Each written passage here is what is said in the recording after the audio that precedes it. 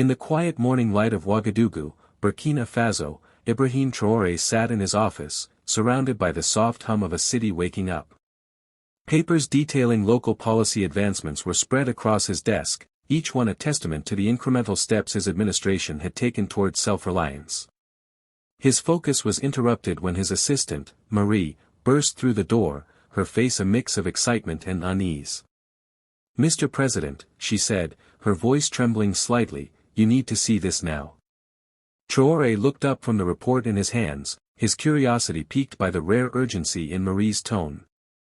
"What's happened?" he asked, setting the document aside. Marie handed him a tablet, its screen glowing with a live broadcast from halfway across the globe. It was a press conference in the United States, and there, standing at a podium, was Barack Obama, the former U.S. president, addressing a packed auditorium about global leadership and the transformations the world demanded. Traoré's eyes narrowed as he listened, but what came next caught him entirely off guard.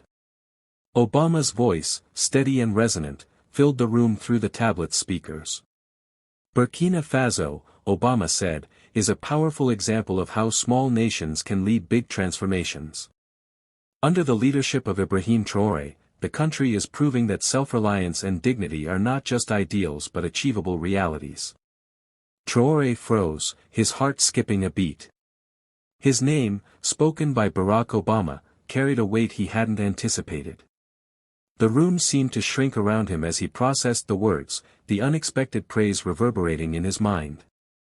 Obama continued, "Traoré has rejected traditional models of foreign aid and is building a future based on mutual respect and trust in the potential of his own people. That is true leadership." The auditorium on the screen erupted in applause, and behind Obama, images of Burkina Faso's progress flashed across large screens. Farmers tending to reclaimed land, children reading in newly constructed schools, young scientists tinkering with solutions to local challenges. Traoré lowered the tablet slowly, his mind racing. I didn't expect that," he murmured, shaking his head in disbelief. Marie, her eyes bright with excitement, broke into a wide smile. "Mr. President, this is incredible. The entire world is seeing the impact of your work." But Traoré remained quiet, his thoughts turning inward. This wasn't just about him, it was about the collective struggle of his people, the farmers, the teachers, the children, all working to reshape their nation's future. After a moment, he spoke, his voice steady but soft. "Marie, we need to respond to this, but not with pride or ego, with gratitude and humility." Marie nodded, already mentally mapping out the next steps. She knew this moment could be a turning point, not just for Traoré but for Burkina Faso as a whole. Meanwhile, on the other side of the world, Obama concluded his speech with a direct message. "Ibrahim," he said, looking into the cameras, "if you're watching, know that your courage is inspiring many of us. Keep showing the world that Africa doesn't need to be saved. It needs to be respected." The words sparked an immediate reaction online. Hashtags like #RespectForAfrica and #LeadershipWithDignity began trending, igniting global conversations about sovereignty, self-sufficiency, and Africa's evolving role on the world stage. Back in Ouagadougou, Traoré sat in silence, absorbing the magnitude of the moment. This wasn't just a compliment, it was a global acknowledgement of the path Burkina Faso had chosen, a path rooted in dignity, not dependence. "Marie," he said after a long pause, "prepare a press conference for tomorrow. We need to show the world that these policies aren't about me. They're about our people." Marie nodded, her fingers already tapping out notes to coordinate the event. She understood the stakes, this was a chance to amplify Burkina Faso's message to the world. The next day, the presidential palace buzzed with anticipation. Journalists from across Burkina Faso and beyond filled the conference room, their cameras and notebooks at the ready. Traoré stepped onto the stage, dressed in traditional Burkinabe attire, a deliberate nod to his nation's cultural heritage. The room fell silent as he began to speak, his voice calm but resolute. "Yesterday," he said, meeting the eyes of the audience, "Mr. Barack Obama made comments about our country that left me speechless. The room hung on his words, the air thick with expectation. I didn't expect to hear my name from someone as respected as him, Traoré continued. But what touched me most was not the praise given to me. It was the recognition of the work of our people. He paused, letting the words settle, then announced a bold new initiative, the Sovereign Future Program. Its goal was to empower local communities to develop sustainable solutions, free from the strings of foreign intervention. This program, Traoré said, is not just about politics. It's about proving we can take care of ourselves. And most importantly, it's about showing the world that Africa doesn't need to be saved. It needs to be respected. The room erupted in applause, particularly from local journalists who understood the significance of his words. But not everyone was convinced. A French reporter raised his hand, his tone skeptical. Mr. President, how does Burkina Faso plan to implement these initiatives without external resources? Isn't it too risky? Traoré smiled, unfazed. Everything we do involves risk, he replied.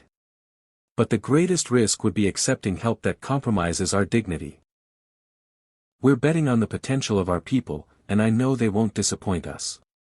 His response, measured yet defiant, sparked a fresh wave of debate online. Social media buzzed with #RespectForAfrica and #LeadershipWithDignity, as people around the world grappled with the implications of a small African nation charting its own course. Behind the scenes, Traoré's team was already mobilizing. The Minister of Agriculture convened meetings with community leaders to pinpoint areas of greatest need, while Marie, now coordinating grassroots efforts, visited rural villages to hear directly from farmers. In one such village, an elderly farmer gripped her hand, his eyes shining. "This is going to change everything," he said. "Finally, we'll have the chance to farm our own land and feed our families." Marie smiled, her heart swelling. She knew this was more than a policy, it was a movement, a chance to transform lives from the ground up. Obama's words continued to ripple across the globe.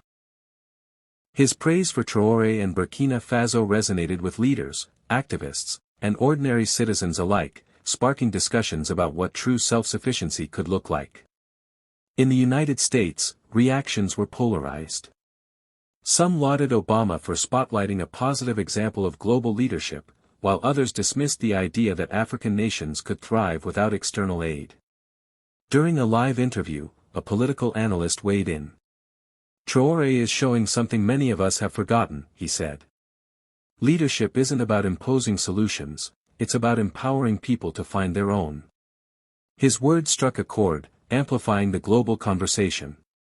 In Africa, Traoré's approach inspired a wave of emulation. In Nigeria, a group of young activists launched a campaign called "Value Your People," raising funds to support rural communities in developing sustainable projects.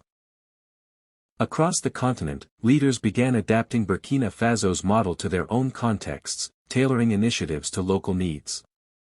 Back in Ouagadougou, Traoré received regular updates on the Sovereign Future Program's progress. In a small village, he met Fatou, a woman who had benefited directly from the initiative. She was teaching carpentry to other women, her hands steady as she demonstrated how to shape wood into furniture. "Before, I could barely feed my children," she told a local broadcaster, her voice thick with emotion. "Now I'm helping other women build a better future. It's all thanks to President Traoré." The moment was shared widely online, further cementing Traoré's reputation as a visionary leader. His team pressed forward, undeterred by the challenges. The Minister of Agriculture partnered with local universities to provide technical training for farmers, while Marie ensured families had access to basic resources like water and electricity. "We're just getting started," Traoré said during a meeting with his team, his voice brimming with determination. "But we can already see the first signs of change. And this change isn't just economic, it's social, cultural, and above all, human." In a rural innovation center, Fatou arrived after a long journey from Bobo Dioulasso, her heart heavy with the weight of her mother's dreams. Marie was there, coordinating the final details of a ceremony celebrating the Sovereign Future Program's early successes. A young boy named Malik, once frail from illness, now stood proudly beside her, holding a board displaying photos of local initiatives. Traoré, spotting Fatou in the crowd, approached her with a warm smile. "Welcome," he said, his voice soft with emotion. "You are living proof that we're building something bigger than ourselves." Fatou clutched an old book, a keepsake from her mother, its pages worn but cherished. Inside, a single sentence was scrawled. "Knowledge is the greatest inheritance we can leave." Traoré's eyes softened as she shared the words, recognizing their deeper truth. During his speech at the ceremony, Traoré addressed the crowd with a sincerity that filled the room. "Today," he said, "we're not here to celebrate numbers or policies. We're here to honor those who built this country with their hands and minds. You are the true pillars of Burkina Faso." Turning to the cameras, he spoke directly to Obama. "Mr. Obama, your statement left me speechless. But I want you to know that your words were not just about me. They were about all the people of Burkina Faso who fight every day for a better future."